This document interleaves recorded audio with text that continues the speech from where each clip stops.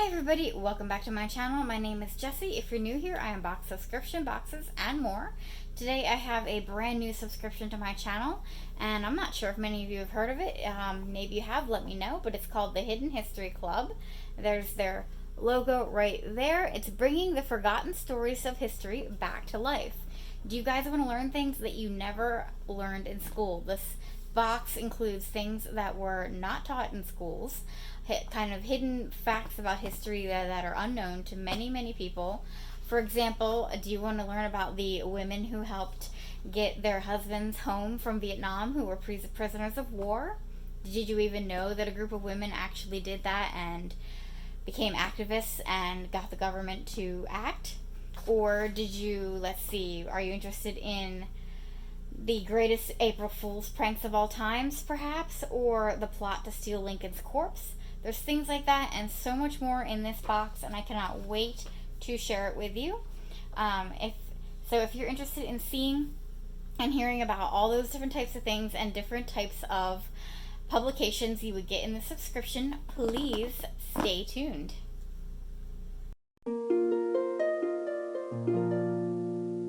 So here's what I see when I open up the box. There's two books. Basically, I got sent this free to review by the curator, which I cannot thank Paul enough for sending these to me. And he sent me basically what would be in an annual subscription member would get over the course of the year if you were monthly.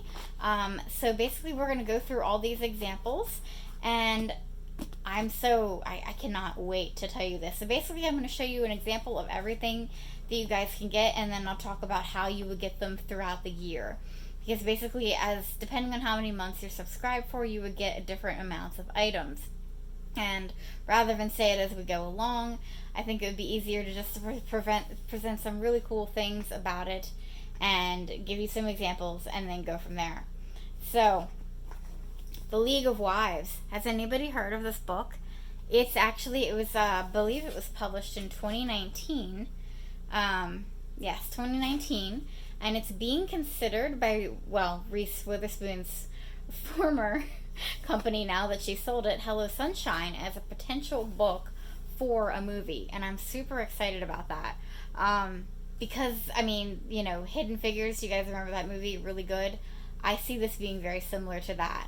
This is the untold story of the women who took on the U.S. government to bring their husbands home.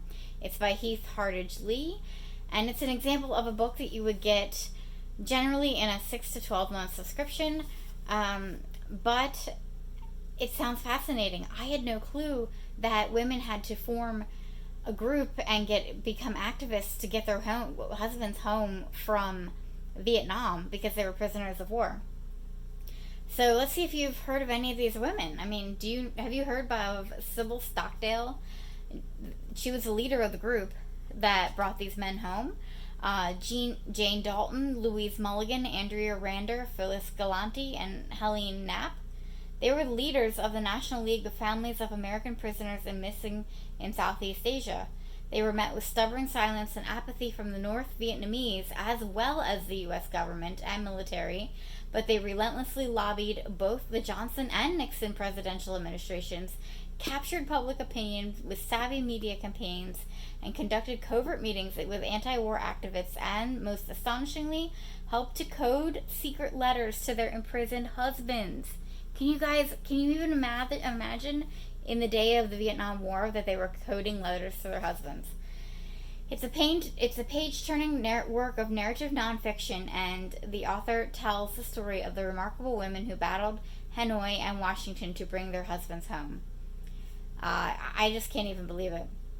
It basically starts by saying on February 12th, 1973, 116 men who had been high-flying Navy and Air Force pilots shuffled, limped, and were carried off of a huge military transport at Clark Air Base in the Philippines. After years as prisoners of war in Vietnam, they returned home.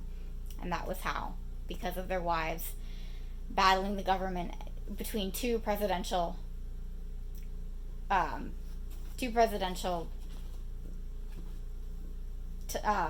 administrations. Oh my goodness, that's the word I'm looking for. But yes, this is being considered by Reese Witherspoon's former company, so Hello Sunshine, to become a movie. I hope it still is now that she's sold the company, because I think this would be a fascinating movie. I can't wait to read this book. I'm totally intrigued by this. So this inspired me right off the bat, seeing these books. I'll go into the next book a little bit later, but as you guys can tell, stay tuned for it because it's a good one. It's Drinking in America, Our Secret History. And it's like, says right here, full of such shocking and often delightful revelations of history we never learned in school. And it's all about how alcohol shaped different historical events and how they would have potentially been different without alcohol. But basically how alcohol was involved in some of the things you do not want to, you almost don't want to hear how some of the alcohol was involved in some of these historical events. Actually, now that I'm thinking about it, I will get into the next book because I just love it. I don't drink, so at first when I saw this, I was a little disappointed, but we know that the world runs on alcohol. It's a lot of people do socially drink, and there's nothing wrong with that. And to hear how some of these events were just influenced by alcohol. I mean, they could have literally changed the course of history. The best thing is to give you examples. The Pilgrims landed the Mayflower at Cape Cod, as we know, Massachusetts, on a cold November day in 1620, but they landed there because they were running out of beer. Their legal charter from King James was for a grant of land in Northern Virginia, but instead they anchored illegally and carved their first community from the sand, laying the foundation of the American character flinty, rebellious, and inspired by adversity.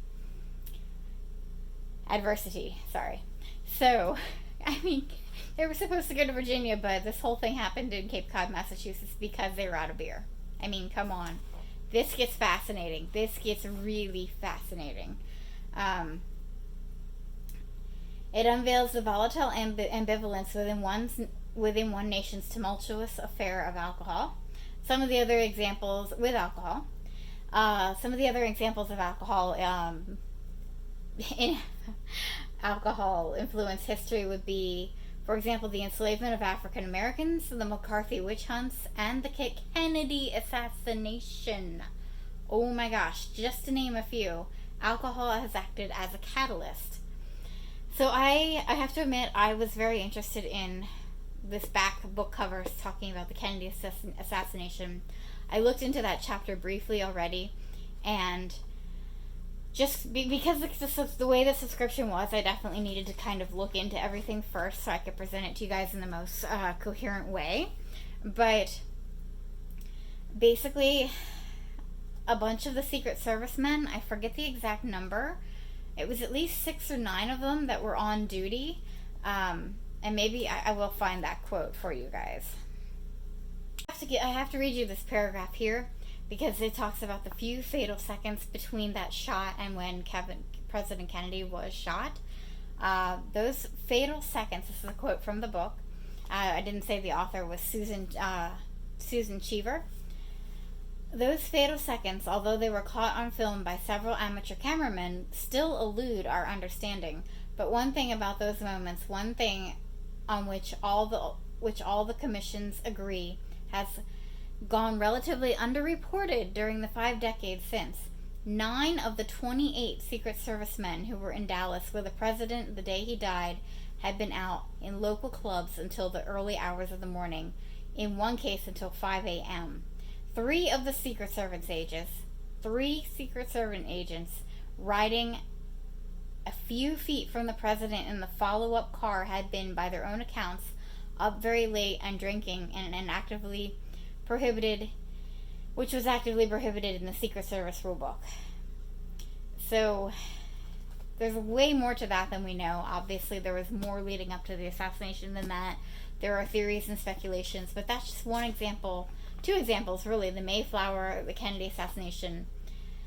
This book is going to be fascinating. It's kind of like those it almost reminds me of one of those what-ifs or sliding doors theories. But I think it's crazy cool. And I love learning little facts and histories, things about history like this. Some of the other examples of things you might find, like, for example, when you sign up for the subscription every month, you will get a magazine. That's the primary thing. Every month you do get a magazine, and that's where some of these smaller topics would be. And then sometimes this is July's copy, the history of opium is on here. But there's definitely some really cool topics in here as well. But just to give you some examples of some of these eccentrics, here's one. The self-appointed Emperor of the United States who ruled for 20 years.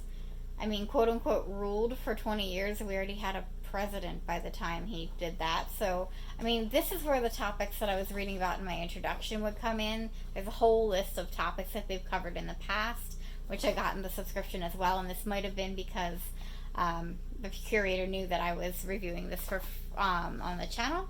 But you also might learn about one of the past topics was the woman who was the most feared and successful and the most successful pirate of all time. The letters between Khrushchev and Kennedy that stopped a possible World War III. Holy moly! Some of you that might have been known to some of you, but I didn't know that. And then who really were the Knights Templar? I actually thought my magazine had an article on the Knights Templar. Those have always fascinated me because I'm a big fan of the Da Vinci Code, book and movie. I love the Dan Brown books. They are phenomenal, although not so much pure, obviously historical fiction.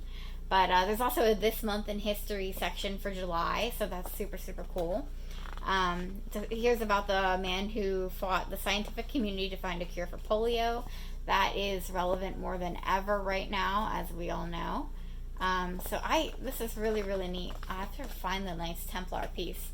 But, yes, so in the monthly subscription, you'll usually get a magazine every month. And occasionally they'll have these extras. And these extras this was an extra from June that he sent me for an example, for what would be an example of an extra.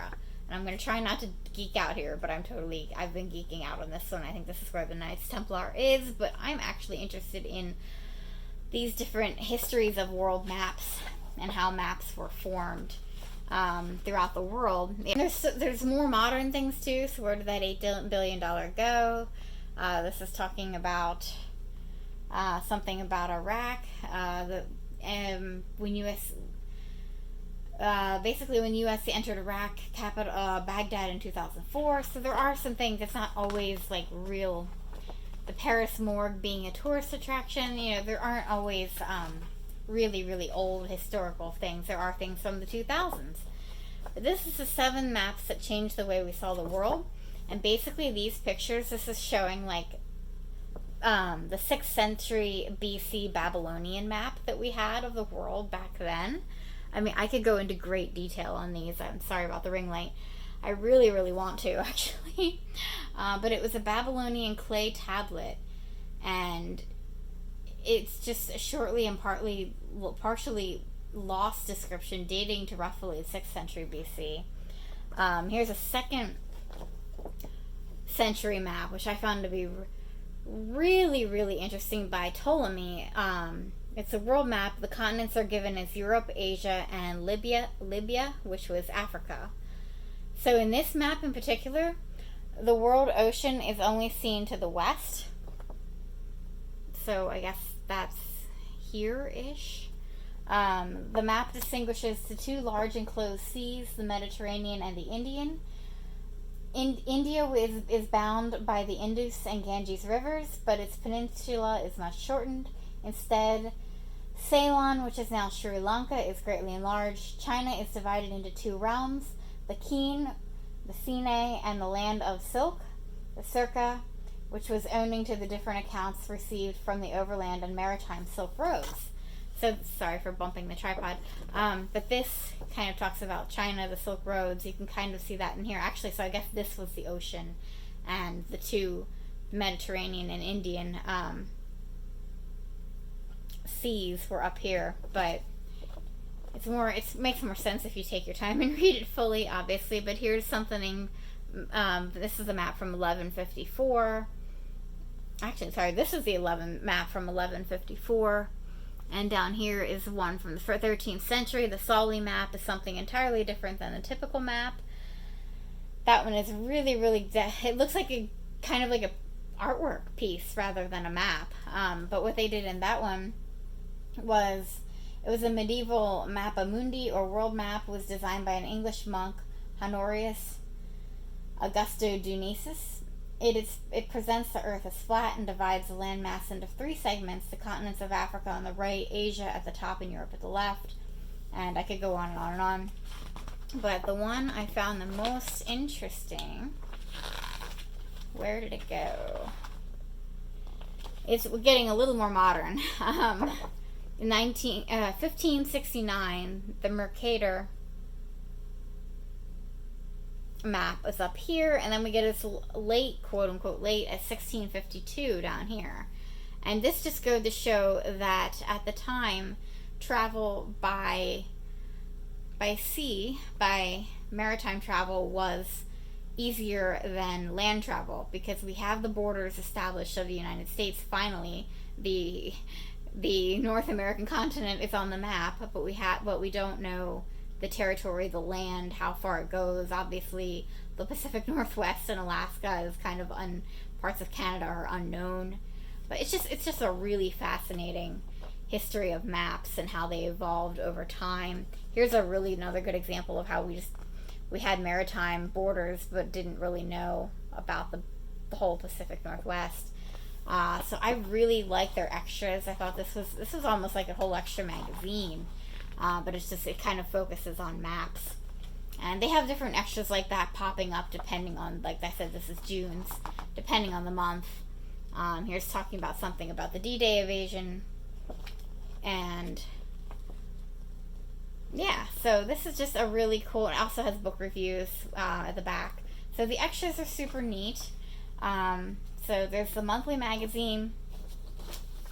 So basically, I'll get into the subscription now, but there's still more to show you. Yes, there is more, folks. But basically, monthly, you would get the monthly magazine. With 3 months, you do get a vintage magazine, and any map if it coincides with the map issue, as well as the regular magazine. Vintage magazines, they had Vogue. They had a whole bunch of different, you can look on their website, they have a whole bunch of different options.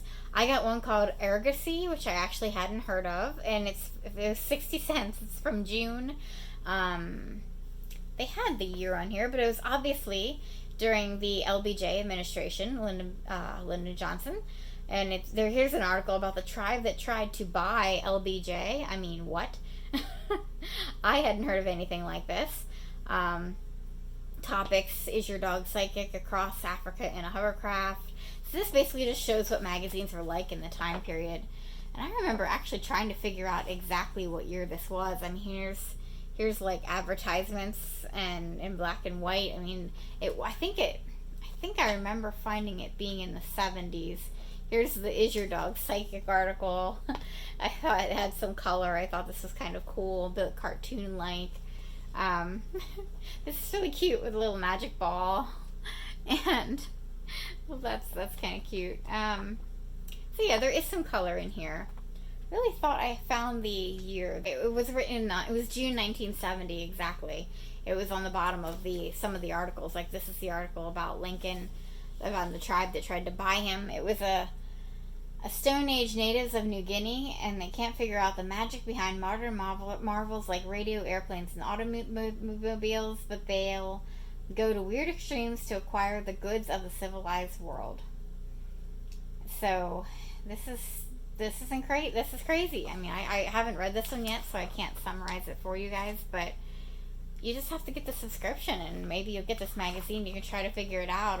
Obviously, it's really crazy information, but it's fascinating to me. I mean, I didn't learn any of this in school. Some of these facts are crazy. I didn't know that we almost went to World War III had it not been for Kennedy and Kusevich. I mean, I don't know the details of that, but it's cool just to see. I mean, obviously, I'm sorry for those of you who are my subscribers who were around in 1970s, but for me, who was born in the next decade, it's kind of cool to see, and obviously don't remember much of the decade I was born in. It was cool to see magazines, but I think a vintage Vogue might fit a lot of you might like that. Exploring Africa by Hovercraft. That would be cool. So yeah, this is an example of the vintage magazine. So I hope I gave this subscription justice. So just to go over it again, it starts at $17.50 a month if you do it monthly, and that's just the magazine and then the I think the extras of the map. So I'm not sure. I'm not 100% sure about the extras, but I think so. So, but at least an annual monthly magazine. And then if you, let's say you are monthly and you get to 3 months, you would get your first vintage magazine. 6 months, you get your second vintage magazine. 9 months, your third, etc. 12 months, your fourth vintage magazine. And then at 6 months, you would get your first book. And at 12 months, you would get your second book. I hope this makes sense. I think it does. I'll list all the prices for the different month ranges. But as I was saying, you can get it as low as $10.41 a month. I think, honestly, that's a great deal. If you have to, and the annual price for that, by the way, if you paid it ahead of time, would be $125. And you get a, actually, through the end of August and probably into September, he's having a bonus where you get a extra free book, a new book from the library that they have if you get a 6 or 12 month subscription. And they also, it basically talks, I think these prices might be a little bit discounted right now. It's $125 plus a free book for a 12 month subscription, and the 6 months is $79 plus a free book for a 6 month subscription. I'll write that all in the description box below, but I think it's a really great deal, especially if you have time and you're willing, and you know, you obviously have time every month to, even if it's just to look through a magazine. It's just the magazine itself per month isn't all that inundating, so I like that you don't get all of this every month, obviously, but I really like that, you know, certain months you can look forward to, oh, my vintage magazine is coming this month, or you reach the 6th month and you're like, oh, I wonder what book I'm going to get. I'm so excited to read this book. Really both of them, but this one's really striking me because I love it when women are powerful in history, and especially back in earlier times when women couldn't be as powerful. You know, some of these women were really quite pioneers for all the freedoms that women have today. I could go on, but I think this subscription is fascinating and a great idea. Absolutely fabulous. So let me know what you guys think in the description box below. This was a letter to me, just explaining it a little bit, giving some more examples if you want to see. There's some other books and other magazine examples here. Life was another vintage magazine you could get, I believe. You can go on their website and look for more too. So yeah, you guys let me know what you think. I think my favorite of this subscription was obviously this book, for sure. And I mean, both books are very interesting to me, but the book definitely, and honestly this extra bonus map issue. But it just comes down to the articles. If the magazine's got fascinating topics to me, I would like the magazine the best.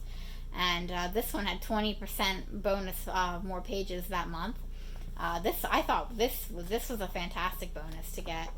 And I like that there were more pictures too, just to break up the tiny text a little bit. But yeah, this guys, I'm super excited. This is by far the best history subscription I've seen yet, and you know, I've had a couple of them. So let me know what you think in the comments below. And thank you so much to Paul again at the Hidden History Club for sending me this free to review for my opinion and to share it with my amazing subscribers. Thank you so much to everybody for hanging in with me as I explained the subscription and geeked out over some really cool history. I hope you enjoyed it as much as I did recording it and learning about it. And make sure you check it out. It's in, you know, sooner rather than later if you're interested, because he does have the specials going on right now. So you want to make sure you don't miss them. And basically, guys, thank you so much for hanging out with me, and I feel like there was something else I was going to say, that's why I'm stalling, but I don't think there was. So thank you again, and until the next video, guys, I hope you stay safe, I hope you stay well, and I'll see you in the next video. Bye.